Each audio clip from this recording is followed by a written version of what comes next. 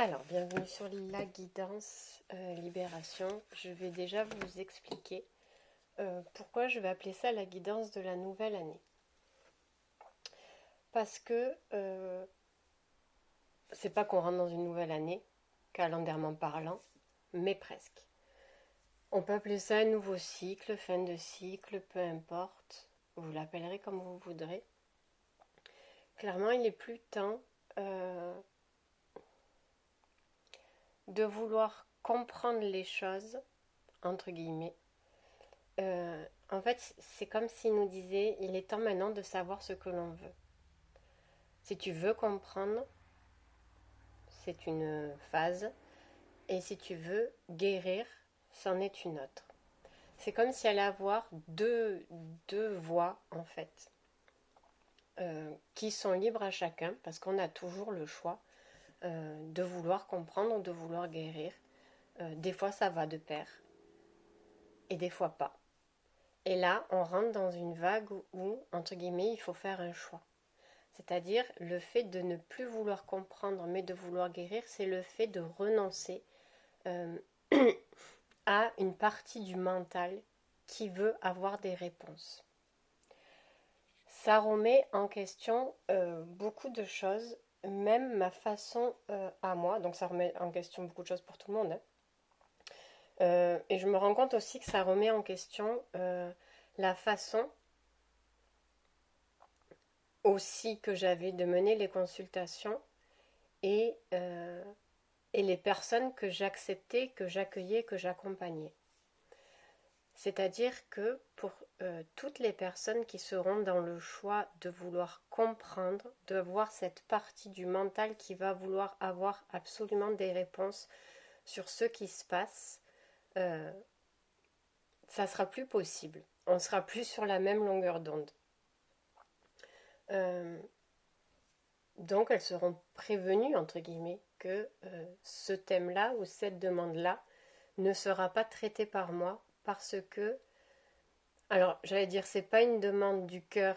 Bien sûr que quand on va mal et qu'on veut comprendre, c'est parce qu'on sait qu'on souffre. Mais il y a une différence entre la demande du cœur et la demande du mental. Et dans cette vague-là qui va se diviser en deux, enfin même en plusieurs parties, entre guillemets, moi mon choix s'est positionné parce que c'est quelque chose que j'ai envie, parce que c'est quelque chose que j'ai choisi. Et parce que j'ai besoin d'expérimenter ça aussi. Ça englobe tout un tas de choses. Donc voilà, c'est une nouvelle année, c'est un nouveau cycle, c'est une nouvelle vie, je sais pas, appelez que ça comme vous voulez. Et puis c'est parti pour la guidance. Alors on va faire 3 petits tas. Il y aura, je vais aller chercher un oracle. Alors on va faire 3 tas. On va faire un tas libération émotionnelle. Non, qu'est-ce qu'on me dit? Libération mentale en premier. Donc vous pouvez choisir libération mentale, libération émotionnelle et libération cellulaire. Dans libération cellulaire, on comprendra... on me dit d'en faire un autre. Libération karmique. Allez, c'est parti. Dans libération cellulaire, on comprendra transgénérationnel et karmique. Ok, 4 tas. Donc si j'y pense, je mettrai le timing en bas. Vous pouvez écouter les 4, prendre les infos qui vous parlent. Je pense que je vais même faire ça, je ne vais pas marquer le timing. Vous irez où vous voulez piocher des informations là où ça vous parle. Alors, libération mentale, nouvelles opportunités, chakra du cœur. Donc, au niveau du mental, là, ce qu'il y a à comprendre en termes de cette libération mentale, c'est quelque chose qui vient justement figer le mental, qui se met en mode survie. Nouvelles opportunités, chakra du cœur. C'est-à-dire que là, le mental a pris le dessus sur le cœur, entre guillemets, et il se refuse soit à libérer quelque chose, soit à conscientiser quelque chose, entre guillemets. C'est dans tous les cas, la souffrance du cœur fait que le mental vient bloquer une ouverture, une élévation, une nouvelle aventure, dans tous les domaines que ce soit, une nouvelle opportunité tout simplement. Qu'est-ce qu'on fait? Libération du cœur. Ok, on fait comme ça. Libération émotionnelle, on a l'hématite, la force mentale. Vous voyez, pour la libération mentale, on voit que c'est une souffrance du cœur qui est bloquée. C'est comme si le mental, il avait dit hop, hop, hop, c'est moi qui prends le relais. C'est du là. Et au niveau de la libération émotionnelle, donc on va la situer au niveau du chakra cœur, c'est la force mentale qui est venue se positionner là avec l'hématite. Donc, qu'est-ce qu'on peut comprendre? C'est pour ça que je pense qu'on va faire tout comme ça. Là, c'est comme si cette libération émotionnelle, il y avait une genre de... J'ai choisi quelque chose ou j'ai envie de quelque chose et je vais biaiser mon mental. Enfin, il faut que mon mental m'en empêche. Je ne sais pas si vous voyez la différence. Prenez ce qui vous parle. Cherchez pas trop à mentaliser. Écoutez-vous, écoutez votre cœur et voyez si ça fait, si ça résonne en vous, dans votre corps, dans vos cellules, dans votre cœur, etc. Donc, je vais faire preuve de force et aller à l'encontre de mes envies, à l'encontre de mes besoins. Là c'est comme s'il y avait la sollicitation du mental, rends-moi plus fort que ce dont j'ai envie ou ce dont j'ai besoin. C'est comme s'il fallait que ce besoin ou cette envie, le mental nous envoie, ah, c'est superficiel, ça sert à rien, c'est pas ça qui va t'apporter un plus, pour justement venir biaiser et aller à l'encontre. En mémoire cellulaire, le quartz à inclusion de rutile, foyer chakra racine. Ce quartz à inclusion, c'est une belle pierre qui apporte beaucoup de bienfaits et de vertus à l'âme.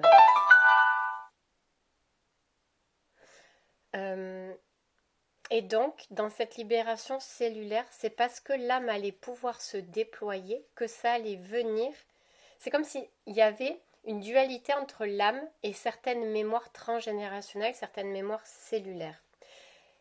Certaines mémoires cellulaires viennent empêcher l'âme de se déployer. C'est comme si ces mémoires-là venaient prendre le dessus sur l'âme. Et c'est comme s'il y avait une dualité entre votre corps et ce qui constitue votre corps en termes de transgénérationnel, de mémoire de vos parents, de votre lignée, enfin des ancêtres, etc., de la lignée. Je parle bien de la lignée physique.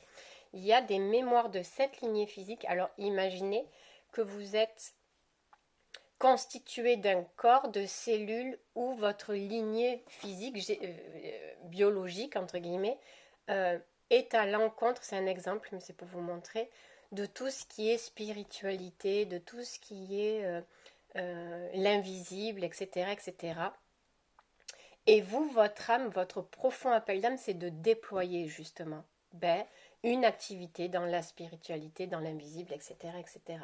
Donc, entre votre âme qui tend à ça et la dualité de ces mémoires-là, donc du coup, hormis ce corps qui est constitué de ça, je veux dire, vous allez peut-être être entouré de proches, que ce soit de la famille ou même aux alentours, c'est parce que vous allez attirer des gens qui vont pas vous croire ou qui vont porter un jugement sur ça ou qui vont dénigrer ça, peu importe. Ça reste un exemple sur ça, mais c'est valable sur beaucoup de choses. Ça peut être aussi valable sur l'amour. Peut-être que vous êtes une âme qui a besoin de se sentir aimée, d'aimer, et de ne pas être dans cette dualité. Peut-être que cette famille ou ces proches aux alentours de vous, c'est trop fleur bleue, t'es trop ceci, t'es trop cela, t'es trop sensible, l'amour tu vois bien que ça ne dure pas, ou d'être dans une famille qui a expérimenté l'amour de façon dramatique. Vous voyez ce que je veux dire? Donc c'est totalement à l'opposé. Et pour la mémoire karmique, il y a la séraphinite, honnêteté, chakra du cœur et chakra du troisième œil. Ça vous renvoie à peut-être qu'il y a une vie karmique à clôturer, à résoudre. Quand on dit honnêteté, chakra du cœur et chakra du troisième œil, ça va être d'exprimer votre authenticité telle que vous la ressentez dans votre cœur et telle que vous la percevez vous au niveau de votre chakra troisième œil, c'est-à-dire d'aller au-delà du décor dans lequel vous avez été élevé, si on garde le contexte de l'amour. Peut-être des parents divorcés ou des parents qui restent ensemble pour des raisons, etc., etc. Mais pour vous, c'est pas ça la vibration de l'amour. Voilà, donc c'est de ne pas voir au travers de ce que vous avez été éduqué ou de ce que vous voyez autour de vous, mais d'exprimer vous, votre version, votre authenticité à vous. Ça ne veut pas dire que les autres ils ont raison et que vous avez tort, c'est justement d'aller au-delà de ça. Personne n'a raison, personne n'a tort, mais vous, votre authenticité, vos valeurs, votre essence même, elle veut expérimenter l'amour, non pas comme elle l'a vécu, non pas comme elle l'a reçu, mais comme elle veut le faire elle.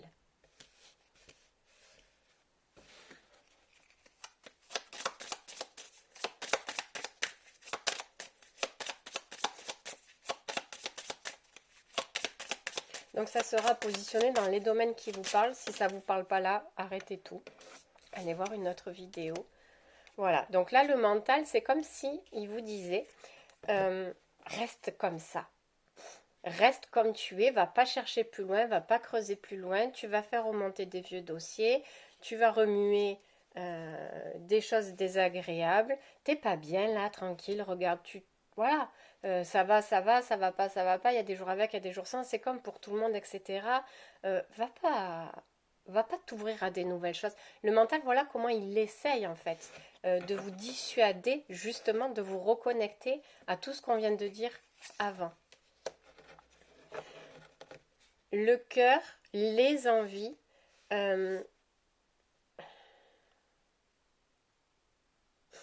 c'est comme, parce que là on va voir l'aspect négatif et après l'aspect positif, hein, mais c'est comme s'il disait, c'est bon, t'as assez enduré de choses et tu as fait preuve de beaucoup de courage et maintenant tu es fatigué, laisse-moi, c'est comme si le cœur vous disait, mais c'est le truc biaisé, hein, laisse-moi en paix.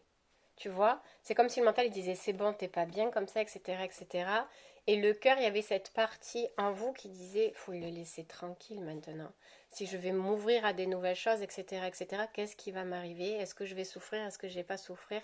Il est là, il se guérit comme il peut, et j'ai pas envie de lui infliger quelque chose. C'est comme si vous n'avez pas envie de vous infliger quelque chose, comme si il y avait quelque chose en vous qui disait ça va se passer mal automatiquement, entre guillemets, ou à un moment donné ça va se passer mal.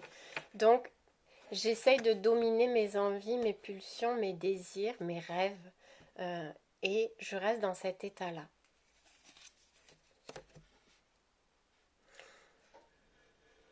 Dans la mémoire transgénérationnelle, c'était comme si on vous disait, eh ben, assume. Tu veux être maître de ta vie, assume. Assume tes responsabilités, assume les complications, assume les obligations. C'est comme s'il y avait que du assume dans le sens négatif.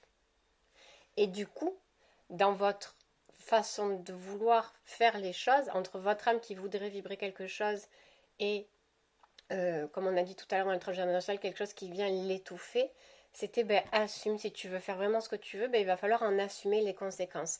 Mais pareil, c'est quelque chose de négatif dans le sens où peut-être il y a des menaces en fait pesantes en disant puisque tu veux faire ça, quand tu as dit ça, tu vas devoir te débrouiller tout seul. Vous voyez, c'est des programmes qui tournent en boucle. Et pas que, ça peut être des choses qu'on sait que ça va se passer comme ça aussi. Mais si tu veux mettre en place un projet, etc., etc., ça ne pourra se passer autrement que dans la douleur. Comme si on te disait, le projet, c'est comme si c'était, on portait quelque chose comme une grossesse en fait. Et l'accouchement ne peut se passer autrement que par la douleur. Il va falloir souffrir pour pouvoir mettre au monde ce nouveau quelque chose. C'est comme s'il y avait un conditionnement qui faisait que si je veux mettre ça en place, je vais devoir obligatoirement souffrir derrière. Il n'y a pas d'autre possibilité. Et pour la mémoire karmique, il est tombé le pendu à l'envers. C'est comme si, oui, voilà, il y avait cette notion de se dire, je vais peut-être devoir... Il y a cette notion de s'être sacrifié, justement. C'est ça, en fait, entre l'honnêteté du chakra du cœur et du troisième œil, c'est peut-être qu'il y a quelque chose de karmique qui a tourné plusieurs fois, où on a dû justement se sacrifier pour, et sacrifier notre cœur et notre perception, notre troisième œil, justement, ce qui nous a empêchés de renaître à nous-mêmes. Et c'est peut-être ça que vous venez déployer dans cette incarnation-là. C'est peut-être pour ça, il va falloir laisser tomber, c'est comme si cette vie-là servait à vous rendre justice. Mais pas dans le sens égotique, pas pour écraser ou pour faire du mal aux autres, mais c'est rendre justice. C'est comme si vous acceptiez cette vie en disant, je vais honorer ce que j'ai envie d'être. Il y a clairement cette ambiance-là de dire, dans cette vie-là, je veux honorer ce que j'ai envie d'être. Et c'est pour ça qu'il y a tant de choses qui viennent aller en dualité, aller à l'encontre de tout ça. Parce que c'est comme s'il disait, je vais devoir en baver, je vais devoir en chier, ou je vais avoir plein d'obstacles en face de moi, tout comme il y a eu dans les vies précédentes en fait, parce qu'il y a toujours eu cette notion de sacrifice. C'est qu'il y a eu des obstacles de choix, et là c'est pas qu'on vous dit de faire un choix entre telle personne, et etc., etc. On vous dit juste d'honorer ce que vous êtes, d'honorer vos envies, d'honorer vos besoins, sans chercher à aller à l'encontre ou ça, chercher à aller au combat contre telle personne ou contre tel machin, juste être et honorer ce que vous êtes, la lumière que vous êtes. Donc c'est pour ça que si vous comprenez que c'est juste à honorer, c'est pas chercher à s'imposer, c'est pas chercher à persuader, c'est pas chercher à forcer l'autre à nous comprendre. C'est chercher à s'honorer simplement. Et c'est peut-être de là aussi que beaucoup de blocages et d'expériences un peu négatives vont, entre guillemets, comme par magie, parce que c'est bon, elle a compris. Elle a compris qu'il fallait juste honorer ça, que le respect ne s'impose pas, ne se force pas. Elle s'honore, elle se respecte, du coup tu vibres différemment. Et il y a des choses c'est comme si des choses allaient arriver, on disait putain non mais là elle s'honore, elle se respecte, en fait je vais plus loin, ça va pas prendre. Vous voyez ce que je veux dire? Donc c'est juste ça. C'est avoir comme si c'était une justice. C'est comme si après tout ce qui s'était passé, voilà, transmutation. Rends-toi justice, mais je répète, pas dans le négatif, mais c'est comme si cette vie-là, elle avait été orchestrée et combinée pour que tu puisses te rendre justice dans ce que tu es. C'est comme si c'était le dernier acte, entre guillemets. C'est peut-être une fin d'incarnation aussi, hein. Ça peut être symbole d'une fin d'incarnation ou d'un gros cycle karmique. C'est un cadeau, en tout cas. Donc il est tombé transmutation, guérison, vérité, force et pouvoir. Et purification. Et oui, purification de son pouvoir. Parce que ça va avec le fait qu'on disait, il n'y a pas à se battre pour être. Il n'y a pas tout ça. Donc à partir du moment où on se bat et on lutte, c'est que forcément, il y a une partie d'ego qui veut peut-être dominer. Par rapport au pouvoir, le pouvoir est positif s'il est utilisé à bon escient. Le pouvoir est dangereux s'il est utilisé contre quelque chose ou pour obtenir quelque chose. Mais c'est comme si on vous disait, tu as tes pouvoirs. Tu as tes pouvoirs. Et si tu as peur de les utiliser ou si tu les utilises mal dans le côté ombre, c'est qu'il y a quelque chose à voir pourquoi. Mais tes pouvoirs, tu les as et tu les as jamais perdus. Et si jamais tu luttes autant, c'est que tu sais que tu as des choses à purifier, qu'il y a peut-être de la culpabilité, qu'il y a tout un tas de choses. Mais en travaillant sur ça, tu verras que tu peux juste être. C'est pour ça qu'il y a toujours, on dit le syndrome du sauveur, etc., etc., ou l'auto-sabotage, c'est parce qu'on sait soi-même qu'on est capable de faire des choses négatives. Le syndrome du sauveur, c'est parce qu'on veut toujours aider les autres, mais parce qu'on sait aussi que quelque part, on a dû faire du mal, etc., etc. Le chaos, l'incertitude est acceptée. C'est ça, c'est à partir du moment où tu crois que tu contrôles tout, tu contrôles rien. À partir du moment où tu veux tout contrôler, c'est que tu es déjà dans le négatif, en fait. Parce que le but, c'est pas de tout contrôler. C'est comme si tu peux pas savoir ce qui va se passer dans une heure. Va pas chercher à contrôler. Tu peux pas savoir si la personne que tu vas rencontrer, elle va t'aimer pour toute la vie. Tu peux pas savoir si la personne avec qui tu es, ça va durer toute la vie. Tout ça, tu peux pas savoir. Et à partir du moment où tu te cherches des réponses, à partir du moment où tu veux contrôler, à partir du moment où tu surveilles, à partir du moment où tu n'oses pas parce que tu sais pas, on te dit juste accepte de t'ouvrir, d'être sur ton chemin, d'être dans ton voyage à toi, d'honorer ce que tu as à honorer et go. C'est tout. C'est pas plus compliqué que ça.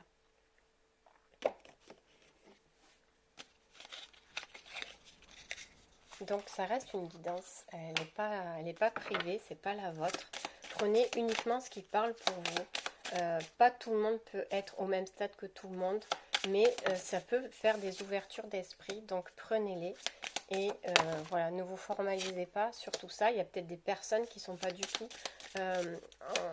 en fin de cycle, mais qui justement sont là pour récupérer des informations, pour comprendre ce qu'elles sont en train de vivre.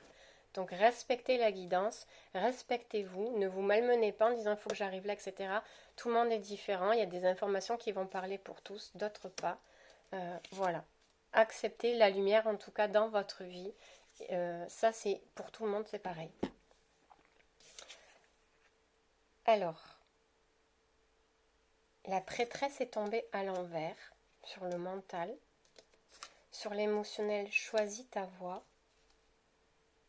Et sur le cellulaire à l'envers, ouais, qu'est-ce que tu vas faire de ta journée? Mais choisis ta voie. En fait, c'est comme si peut-être qu'il y avait vraiment ce truc-là de vouloir, on se lève, on doit savoir ce qu'on va faire dans la journée, il n'y a pas de temps de pause, il n'y a pas de, tu restes pas sans rien faire, ça ne sert à rien. Enfin, des petits conditionnements des moules comme ça, mais c'est, en fait, accepte justement de ne pas savoir ce qui va se passer dans ta journée et ouvre-toi au champ des possibles. Choisis ta voie dans le sens où on te dit, ça peut être aussi vu dans l'aspect négatif, c'est-à-dire tu dois savoir ce que tu veux faire, c'est comme si tu ne pouvais pas changer d'envie.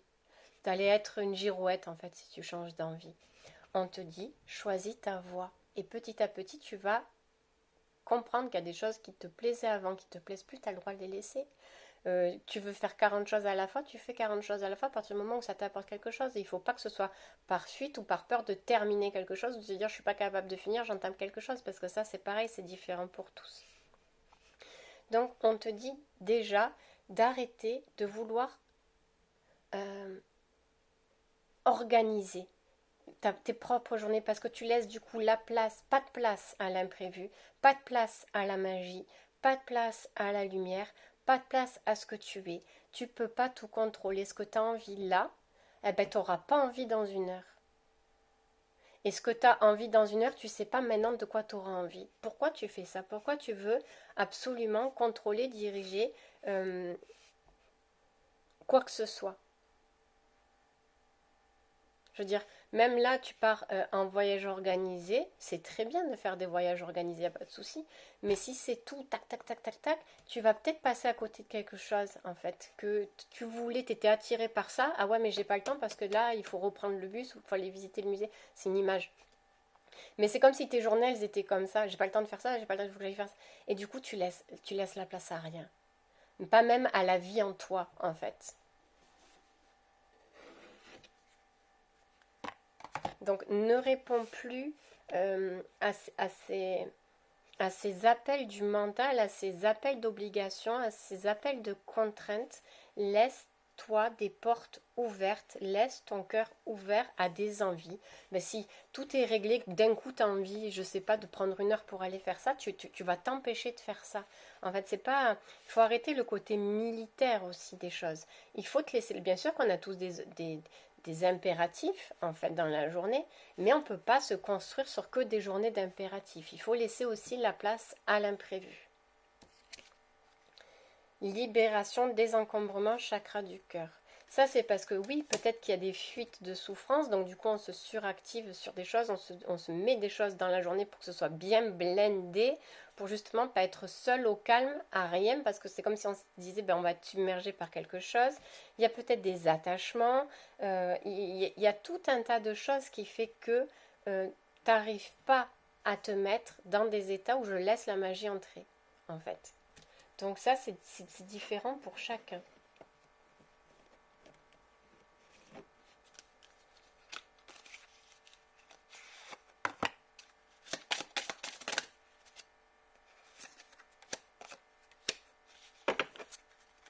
Il est tombé la carte amour à l'envers, la carte je suis à l'endroit, j'ai à l'endroit, élévation à l'envers, et je vois à l'envers. Ça va avec cette histoire de troisième œil. Je suis et j'ai est à l'endroit, avec le signe du bélier et le signe du taureau. Ça reste, je sais, mais je crois que ça reste assez. Et Vénus, qui est la planète de la balance, c'est un signe d'air. Le bélier et le taureau, peut-être qu'il y en a un de feu, un de terre, ou les deux de terre, je sais pas. Mais ça reste quand même, et la balance, et là la balance est tombée à l'envers et c'est la liberté. Donc il y a vraiment, et la carte Saturne qui est tombée à l'endroit. Il y a vraiment l'amour et la liberté qui sont à l'envers et le je suis et j'ai. La liberté contre le je suis et l'amour contre le j'ai. Voilà. Les oppositions sont là, c'est-à-dire que c'est comme s'il y avait ce truc de j'ai et je suis, ça reste des choses de matière. J'ai ceci, je suis cela parce que la société ou parce que les autres me reconnaissent dans le je suis. Je fais un choix entre être reconnu par les autres et avoir certaines choses dans la matière contre ma liberté et l'amour. Du coup, je bloque mon élévation et ma perception des choses. Forcément, si tu te cantonnes que à ce que les autres renvoient de toi, à ce que les autres te reconnaissent comme tel, comme tu es, au niveau social, au niveau professionnel, mais ça peut être négatif, je suis une maman, je suis une maman. Voilà, parce que c'est comme ça, j'ai des enfants, donc je suis une maman. Et j'ai une maison, un appartement, un travail. Je suis ça, je suis une maman. Les autres me reconnaissent comme telle. Je suis la fille de. Je suis l'employé de telle société. J'habite ici, j'ai telle voiture, j'ai de quoi me loger, etc. Si tu t'arrêtes à ça, tu perds ta liberté. Et tu perds l'amour de toi et l'amour de la vie. Il faut que tu t'ouvres à quelque chose de bien plus grand. Tu n'es pas qu'une femme ou qu'un homme, que mère ou que père, tu es bien plus que ça. Tu es bien plus que ça. Et pour justement aller voir ce bien plus que ça, bien plus que ce que les autres te renvoient aussi, peut-être on peut te renvoyer du positif ou du négatif, entre guillemets. Mais on te dit ne te contente pas de ce que les autres te renvoient, que ce soit positif ou négatif, parce que le vrai toi, il y a des choses à aller voir à l'intérieur de toi, il y a de l'amour de toi, il y a ta propre liberté. Il va falloir sortir de vraiment beaucoup de conditionnements. Donc Saturne, là on parle de vie antérieure, réinvention et la fuite à l'envers. C'est comme si tu devais assumer certaines choses et le fait de ne pas les assumer, en fait, c'est comme s'il y avait une fuite de peur de se dire si jamais je vais creuser au-delà de ce que les autres me renvoient, au-delà de ce que je suis, au-delà de ce que j'ai, mais c'est le petit je suis, hein, c'est celui comme j'expliquais, je vais perdre pied. Je vais perdre pied. Et c'est le plus gros travail pour tous d'ailleurs d'aller à sa propre découverte parce qu'on se rend compte qu'on est bien plus. euh, les autres peuvent penser des choses. Elle est gentille, elle aide toujours les autres. Oui, elle est gentille, elle aide toujours les autres. Mais et c'est une personne au grand cœur, déjà, on va te dire ça. Mais du coup, toi, tu te dis, aïe, aïe, aïe, si jamais je vais voir pourquoi j'aide toujours les autres, est-ce que je vais voir quelque chose de négatif sur moi? J'ai peur. Je préfère mieux pas aller voir cette souffrance qui me fait aider toujours les autres. Au-delà du grand cœur, il y a toujours quelque chose. Parce que si tu savais vraiment pourquoi tu aides les autres, ben, tu n'aurais pas peur d'aller voir, entre guillemets. Forcément, il y a quelque chose de négatif en chacun de nous. Forcément, personne n'a fait que du positif dans toutes ses vies. Ou, enfin, il n'y a pas de ou, mais j'ai envie de te dire, peut-être même que l'homme te fait croire que tu as fait des choses atroces, c'est que c'est pour ça que tu souffres et que tu dois payer aujourd'hui certaines dettes, etc., etc. Mais dans le négatif, c'est comme si la source, elle pardonnait toujours, même si on avait fait du négatif à partir du moment, euh, je veux dire, on s'inflige. À partir du moment où on va faire quelque chose de négatif, on va culpabiliser, oui, il va y avoir quelque chose en nous qui va nous dire qu'on n'a pas bien agi ou un pincement au cœur. Déjà, elle est là, la punition. La source, elle n'est pas là pour te défoncer et te renier sur tout. Déjà, si tu prends conscience, si tu as de la culpabilité, c'est que déjà tu sais que tu as fait quelque chose de mal, donc déjà tu reconnais qu'il y a quelque chose qui ne va pas. Donc,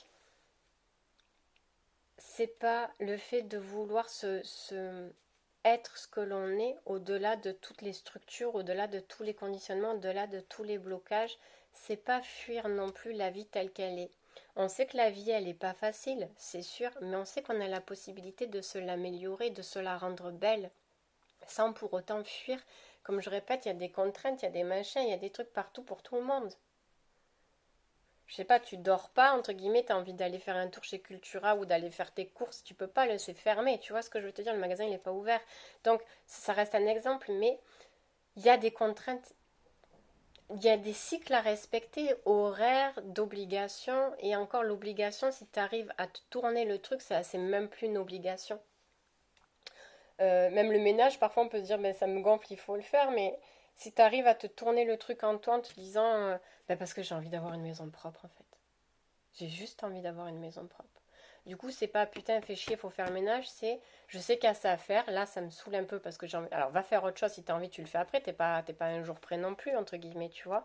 Puis le jour où tu sens que c'est tu le fais parce que t'as envie d'avoir une maison propre, c'est comme si le truc obligation il disparaissait et pourtant le résultat va être le même. Donc c'est à toi en fait, à réinventer aussi tes tâches, ta façon de voir les choses, ta façon de dire les choses, ta façon d'être clairement. Ah putain. Le karma, l'oracle du karma.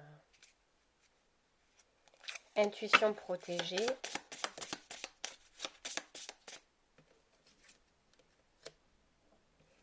La carrière. Et qu'est-ce que tu veux? Et la confrontation. Ça reste l'histoire de beaucoup, hein. Qu'est-ce que tu veux? Qu'est-ce que tu veux? Pose-toi cette question. Qu'est-ce que tu veux? Qu'est-ce que tu veux manifester dans ta vie? Qu'est-ce que tu veux comment tu veux vivre cette vie?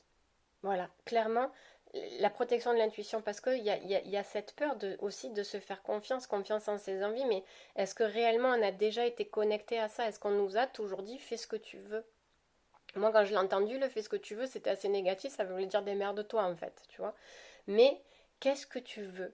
Comment tu veux manifester ta vie? Comment tu veux être dans ta vie? C'est clairement ça qu'on te dit.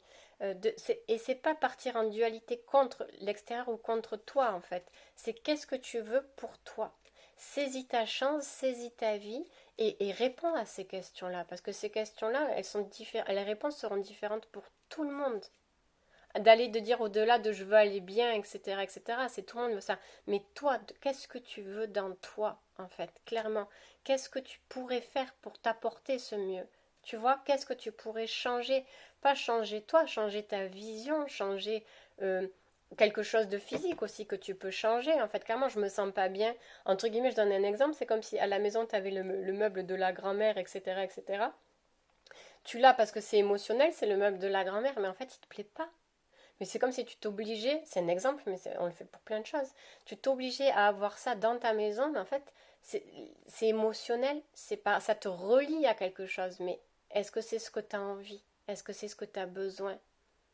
Est-ce que tu as l'impression que si tu enlèves le meuble de ta grand-mère dans la maison, tu vas la renier, tu vas oublier l'amour? Tu vois, c'est ça aussi l'ombre qui se dissimule derrière certaines choses. Si j'enlève, qu'est-ce qu'ils vont dire ma mère, parce que c'était sa mère, qu'est-ce qu'elle va dire si j'enlève le meuble, etc., etc., que je suis une mauvaise.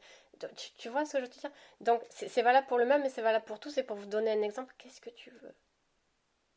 Qu'est-ce que tu veux? Qu'est-ce que tu es prêt à faire? Je voulais celui des anges et des cristaux, là. Voilà. Donc on va finir avec ça. C'est pas les autres qui changeront pour toi, c'est toi, tu vois ce que je veux te dire, c'est toujours pareil, mais c'est la vérité, il faut le comprendre. La vérité à l'envers. Ah non, c'est pas les anges et les cristaux, c'est les anges tout seuls, ça. Donc ben justement, on va voir, pour exprimer cette authenticité, qu'est-ce qu'on nous dit? Non, alors, c'est juste exprimer son authenticité et on va voir avec ça, qu'est-ce qu'on nous propose.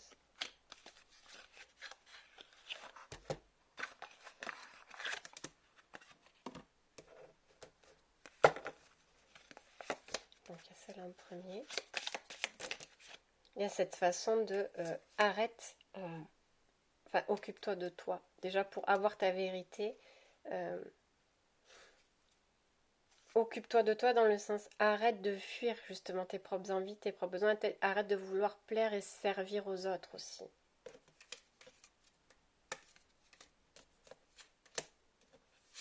Là, tout est tombé à l'envers. Et à cette carte, il est temps de se libérer en fait. Tu vois, il est temps d'y aller, les tingos à l'envers. Professionnel, assistance qui est tombé à l'envers. Et le succès qui est tombé à l'envers. Peut-être que tu étais accompagné et guidé par quelqu'un et que tu as arrêté. Peut-être que tu t'es dit que ça faisait rien, que ça faisait pas, ou que c'était fini, je sais pas. C'est comme si on te disait, retourne, peut-être pas avec la même personne si t'as pas envie, mais n'abandonne pas ton travail. C'est comme si tu avais commencé quelque chose sur toi et que tu n'avais pas vu les effets escomptés, mais parce que c'était des effets escomptés du mental en fait. Et retourne-y. Tu as arrêté pour les mauvaises raisons. Alors, c'était peut-être pas la bonne personne, c'était peut-être pas aussi le bon moment, mais ce qui t'a fait arrêter, c'était des mauvaises raisons. N'abandonne pas.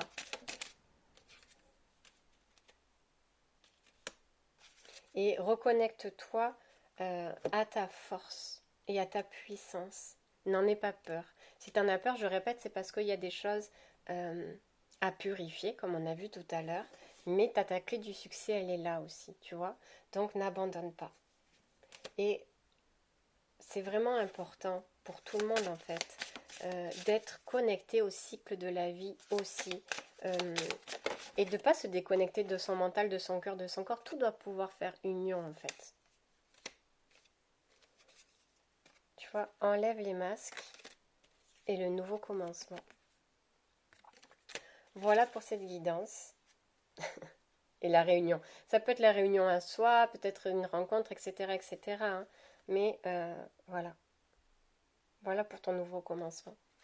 Je vous souhaite une bonne journée.